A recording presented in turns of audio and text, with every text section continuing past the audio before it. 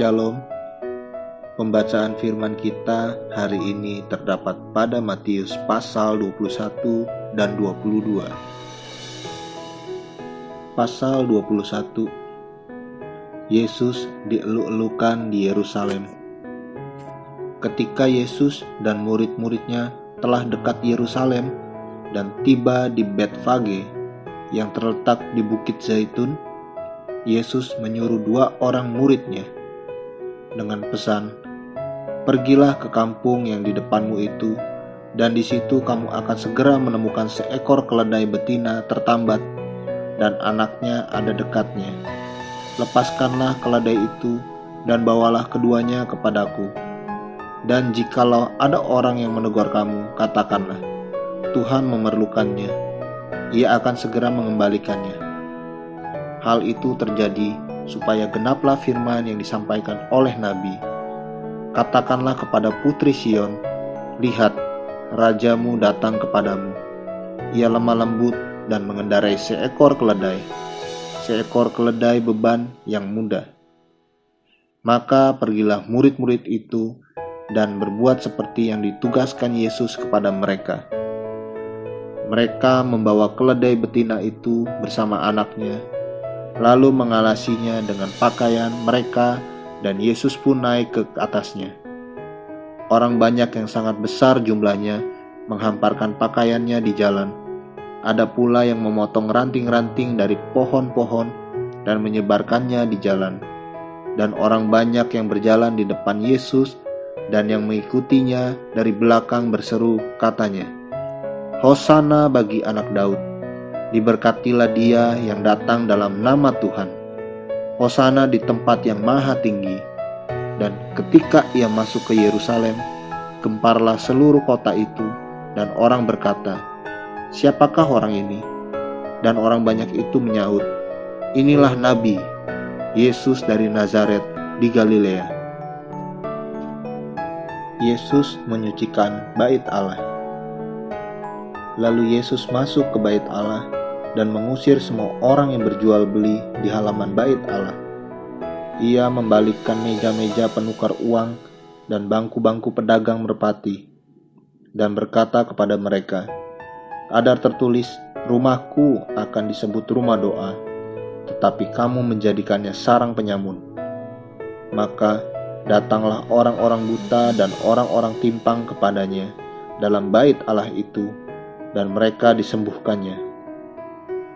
Tetapi ketika imam-imam kepala dan ahli-ahli Taurat melihat mujizat-mujizat yang dibuatnya itu, dan anak-anak yang berseru dalam bait Allah, "Hosana bagi anak Daud," hati mereka sangat jengkel. Lalu mereka berkata kepadanya, "Engkau dengar apa yang dikatakan anak-anak ini?" Kata Yesus kepada mereka, "Aku dengar. Belum pernahkah kamu baca, dari mulut bayi-bayi dan anak-anak yang menyusu, Engkau telah menyediakan puji-pujian?"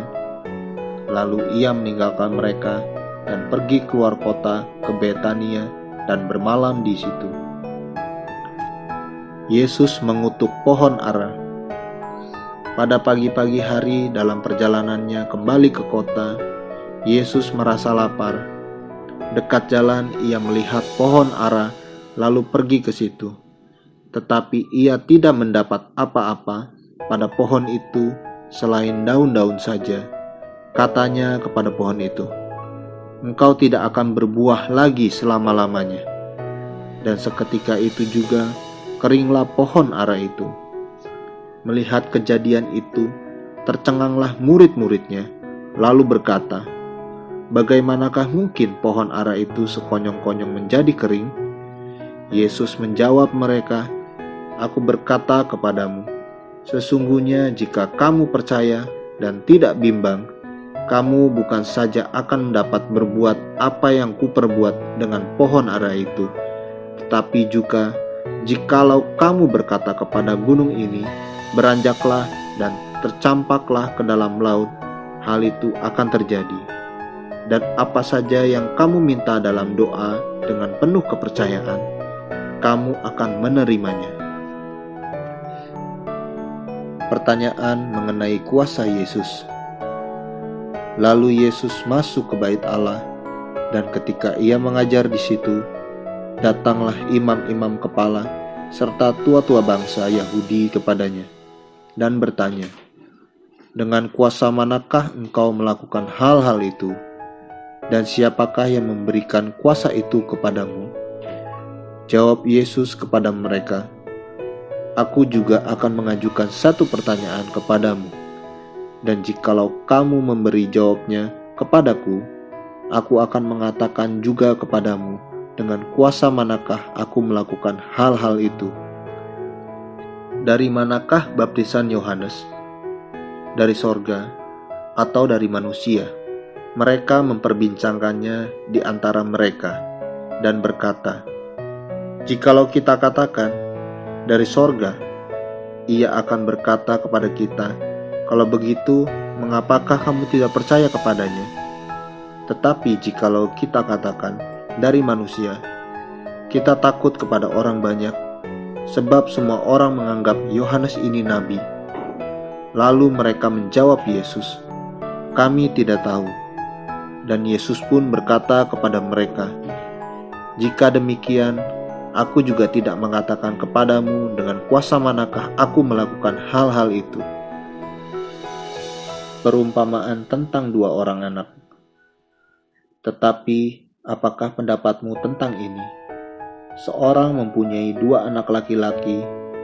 Ia pergi kepada anak yang sulung dan berkata, "Anakku, pergi dan bekerjalah hari ini dalam kebun anggur." Jawab anak itu, "Baik, Bapa," tetapi ia tidak pergi. Lalu orang itu pergi kepada anak yang kedua dan berkata demikian juga. Dan anak itu menjawab, "Aku tidak mau." Tetapi kemudian ia menyesal, lalu pergi juga. Siapakah di antara kedua orang itu yang melakukan kehendak ayahnya? Jawab mereka, "Yang terakhir," kata Yesus kepada mereka. "Aku berkata kepadamu, sesungguhnya pemungut-pemungut cukai dan perempuan-perempuan sundal akan mendahului kamu masuk ke dalam kerajaan Allah. Sebab Yohanes datang untuk menunjukkan jalan kebenaran kepadamu, dan kamu tidak percaya kepadanya. Tetapi pemungut-pemungut cukai dan perempuan-perempuan sundal percaya kepadanya. Dan meskipun kamu melihatnya, tetapi kemudian kamu tidak menyesal, dan kamu tidak juga percaya kepadanya." Perumpamaan tentang penggarap-penggarap kebun anggur. Dengarkanlah suatu perumpamaan yang lain. Adalah seorang tuan tanah membuka kebun anggur dan menanam pagar sekelilingnya. Ia menggali lubang, tempat memeras anggur, dan mendirikan menara jaga di dalam kebun itu. Kemudian ia menyewakan kebun itu kepada penggarap-penggarap lalu berangkat ke negeri lain. Ketika hampir tiba musim petik, ia menyuruh hamba-hambanya kepada penggarap-penggarap itu untuk menerima hasil yang menjadi bagiannya. Tetapi penggarap-penggarap itu menangkap hamba-hambanya itu. Mereka memukul yang seorang, membunuh yang lain, dan melempari yang lain pula dengan batu. Kemudian tuan itu menyuruh pula hamba-hamba yang lain lebih banyak daripada yang semula. Tetapi mereka pun diperlakukan sama seperti kawan-kawan mereka. Akhirnya ia menyuruh anaknya kepada mereka. Katanya, "Anakku akan mereka segani." Tetapi ketika penggarap-penggarap itu melihat anaknya itu, mereka berkata seorang kepada yang lain, "Ia adalah ahli waris. Mari kita bunuh dia, supaya warisannya menjadi milik kita." Mereka menangkapnya dan melemparkannya keluar kebun anggur itu, lalu membunuhnya. Maka apabila tuan kebun anggur itu datang, apakah yang akan dilakukannya dengan penggarap-penggarap itu?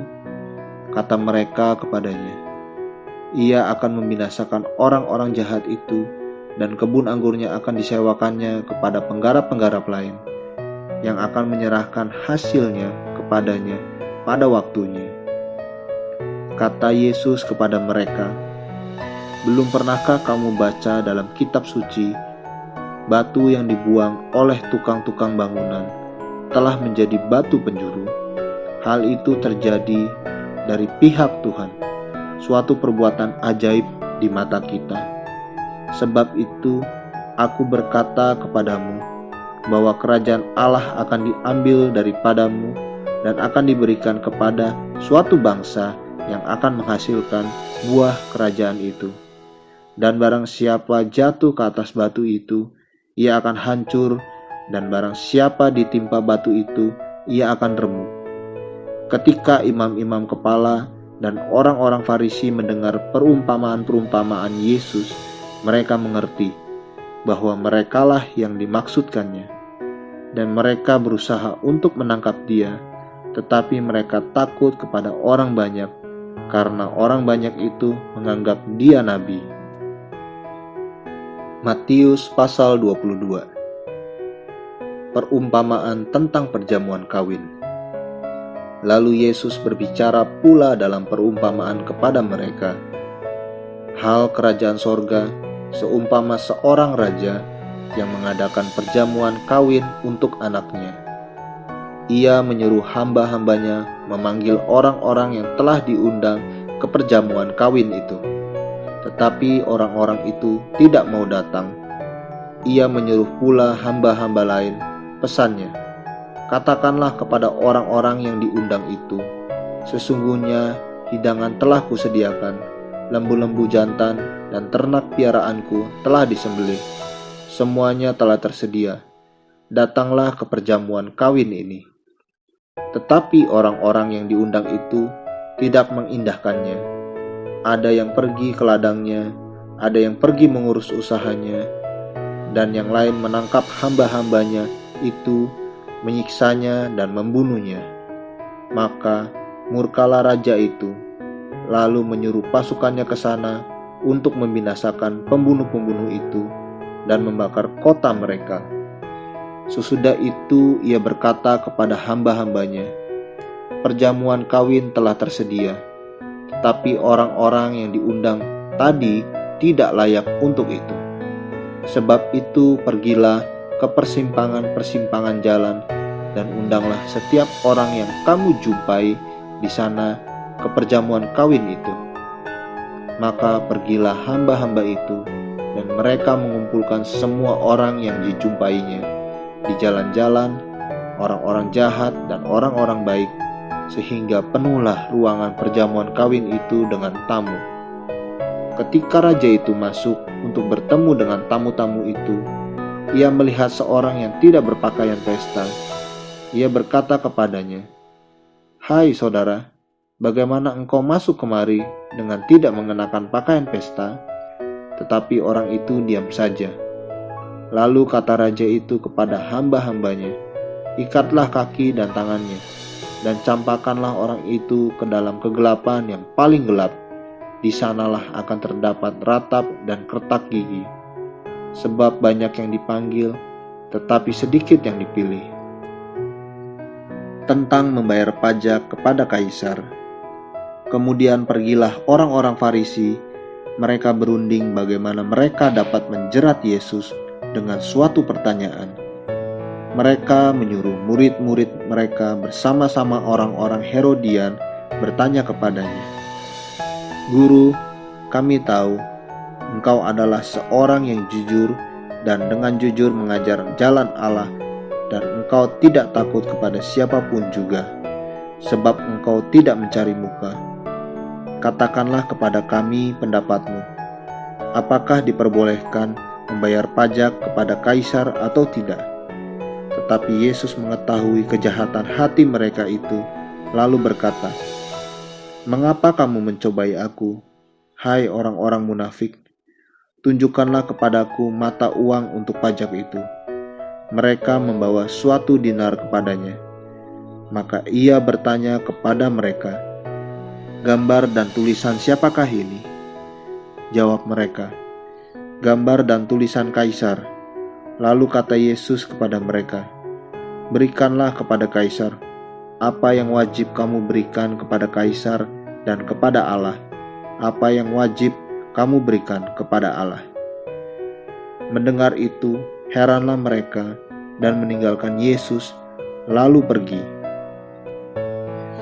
Pertanyaan orang Saduki tentang kebangkitan. Pada hari itu datanglah kepada Yesus beberapa orang Saduki yang berpendapat bahwa tidak ada kebangkitan. Mereka bertanya kepadanya, "Guru, Musa mengatakan bahwa jika seorang mati dengan tiada meninggalkan anak, saudaranya harus kawin dengan istrinya itu dan membangkitkan keturunan bagi saudaranya itu. Tetapi di antara kami ada 7 orang bersaudara. Yang pertama kawin, tetapi kemudian mati, dan karena ia tidak mempunyai keturunan, ia meninggalkan istrinya itu bagi saudaranya. Demikian juga yang kedua dan yang ketiga sampai dengan yang ketujuh.